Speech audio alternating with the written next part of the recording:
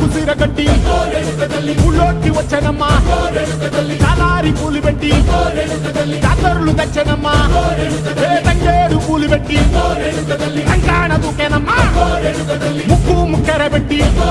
ముల్లోకాల నెలనమ్మా ముందార చూడంగా మున్నూరు కన్నులమ్మా ఎనకాల చూడంగా ఏనూరు కన్నులమ్మా సాధు శిస్తులంతా సాగిల పడ్డరమ్మా మహారాజు రాజులంతా మొగారిల్లిరమ్మా